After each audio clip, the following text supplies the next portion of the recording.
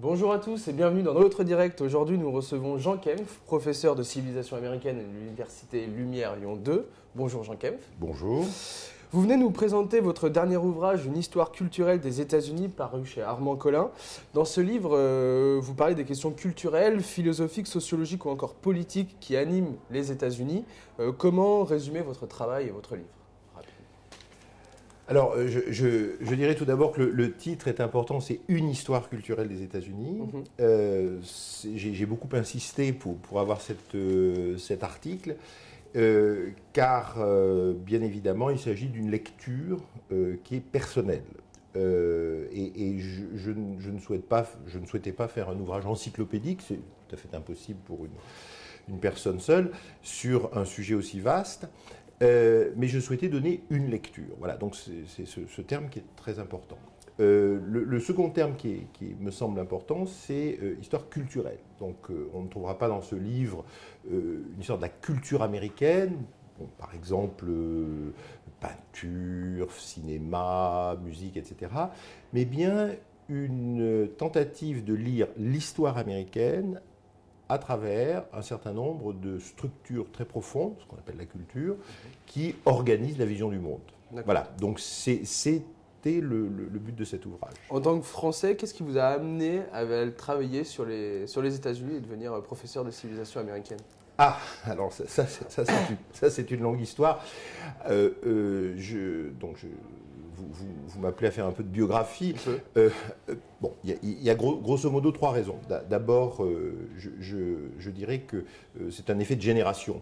Je suis d'une génération pour qui les États-Unis a été réellement sur le plan universitaire un modèle, et une génération qui a été, non pas la première, mais enfin une des premières à aller massivement faire une année ou 2 années, voire 3 années d'études aux États-Unis. Donc, voilà, attrait des États-Unis. Ça a été votre cas. Ça a été mon cas. Alors en fait, je suis plutôt allé au Canada, mais c'était l'Amérique du Nord. Et la seconde raison a à voir avec ma deuxième vie. J'ai une deuxième vie. Je suis aussi, enfin en tout cas, j'essaye d'être photographe. Et donc pour moi, les États-Unis, c'était le pays de la photographie. Et puis toute une série de hasards de la vie, comme très souvent. Des rencontres avec des enseignants, mes professeurs d'université. J'ai été particulièrement attiré par un collègue, voilà, donc, qui m'a ouvert les yeux sur les États-Unis. Donc, Quels sont du coup les apports majeurs de vos recherches aujourd'hui ? Alors, je ne vais peut-être pas parler des apports majeurs de ma recherche personnellement, soyons modestes, mais je crois qu'il y a une vraie valeur ajoutée dans le travail des Français qui travaillent, des universitaires français qui travaillent sur les États-Unis. Il y a une très belle école d'études américaines en France, tant sur le plan littéraire que sur le plan social, économique et historique. Et je crois que nous avons une vraie valeur ajoutée, je dirais, en ce que nous déplaçons un petit peu les questions. Nous ne regardons pas les États-Unis, bien évidemment, de la même manière, mais surtout, nous ne sommes pas impliqués dans les mêmes débats, je dirais, idéologiques que nos collègues américains, qui eux sont évidemment pris dans... Justement, là-dessus, on peut noter par exemple que Robert Paxton ou Charles Tilly ont écrit sur la France, Tout à fait. sur une histoire que les Français refusaient de parler, notamment Vichy pour Paxton. Et du coup, c'est des gens étrangers à la France qui sont venus apporter une nouvelle vision. Est-ce que c'est la même chose ? Est-ce que le Français ou l'étranger, entre guillemets, aux États-Unis peut apporter une vision différente, ou en tout cas un petit décalage par rapport à ce que peut faire un Américain ? La réponse est oui. Alors, peut-être pas les grandes révélations de Paxton, parce que Paxton aussi a été quelqu'un qui, pour ma génération, a été absolument capital, et c'est quelqu'un qui nous a permis d'accéder à une partie de notre histoire. Mais il est clair que notre position extérieure, et en même temps très informée des débats américains, permet aussi aux collègues américains de relire en partie leur histoire. Soyons modestes, mais je dois dire que nos collègues américains sont de plus en plus attentifs à ce qui se fait à l'extérieur des États-Unis sur leur propre pays. D'accord. Vous analysez aussi les valeurs, l'identité, la culture américaine concernant la classe politique. On dit souvent qu'il y a plutôt du turnover dans leur classe politique. Est-ce que c'est une réalité ? Et qu'est-ce qui fait qu'il y ait cette, comment dire, cette idée-là de la politique là-bas, plutôt qu'en France? Alors écoutez, oui, c'est peut-être vrai, mais ce qu'il faut aussi regarder, c'est qu'aux États-Unis, les hommes politiques sont tout autant qu'en France des professionnels. Et si vous regardez les trajectoires de vie, on a affaire à des dynastiques et des gens qui sont dans la politique de 20 ans à 80 ans. Qui en font un métier. Je crois qu'il faut relativiser. D'accord, c'est pas si idyllique que ça. Je ne sais pas si c'est une question d'idyllique, mais ce n'est pas aussi différent. D'accord.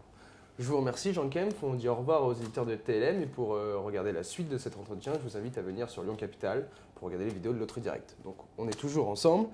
Qu'est-ce qui fonde le mythe américain? Parce que ça c'est un peu un objet de votre livre aussi sur la culture. Qu'est-ce qui fait qu'il y a cette attirance et qui crée aussi à la fois cette répulsion mais cette contre-culture qu'on aime aussi sur les États-Unis? Alors là, vous posez la question extrêmement difficile parce que, et c'est une question que j'essaie de traiter dans le livre, c'est une question aussi que l'on retrouve très souvent. Je suis avant tout un enseignant, donc je suis confronté en permanence à des questions d'étudiants. Et cette question sur le mythe est très difficile. Si par mythe, on entend quelque chose effectivement d'idyllique, où on entend une sorte de monde parfait, je crois que là, évidemment, on se trompe et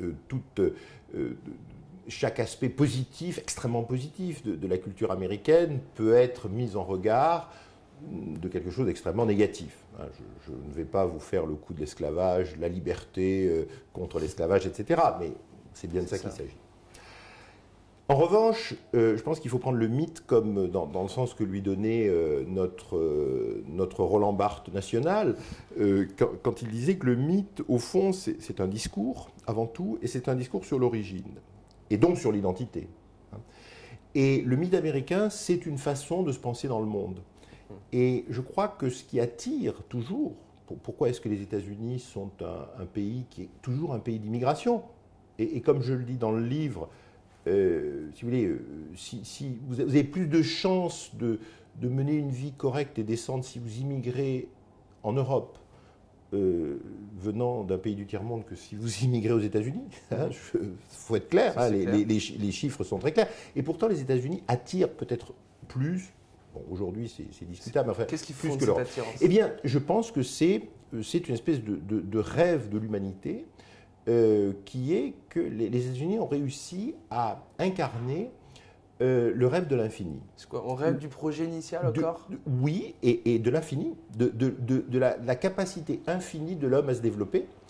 Et je me questionne en ce début du XXIe siècle sur, peut-être, le fait que nous savons que nous vivons maintenant dans un monde fini, les débats sur l'environnement, je pense que le rêve devra se réinventer, le rêve américain devra se réinventer, parce que c'est un rêve qui est quand même fondé sur un capitalisme qui se pense comme totalement infini, et ça c'est évidemment extrêmement... Donc le rêve va devoir devenir contrôlé, va devoir devenir écologique et régulé?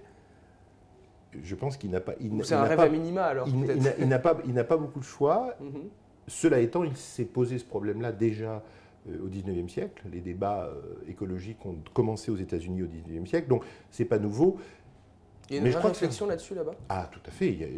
Les Américains sont en même temps les plus gros pollueurs de la planète et ceux qui ont, je ne dirais pas le plus réfléchi sur l'écologie, mais qui réfléchissent sur l'écologie depuis très largement le milieu du XIXe siècle. C'est un peu ce qu'on disait tout à l'heure sur le côté, il y a à la fois le mythe, mais dans son sens très positif. Tout à fait. Et on réfléchit aussi dans l'autre sens. Tout à fait. Tout à fait. C'est le pays de l'esclavage et en même temps, c'est le pays qui a peut-être le plus réfléchi sur les races. Donc c'est un pays, comment dire, avec ses contradictions. C'est ce qui attire d'ailleurs. Absolument. Et c'est ce qui attire le chercheur. D'accord. C'est ce qui vous a attiré. Tout à fait. Bon, je vous remercie beaucoup, Jean Kempf. Merci à vous. On remercie aussi tous les auditeurs de nous avoir suivis et on se retrouve demain pour un nouvel Autre Direct.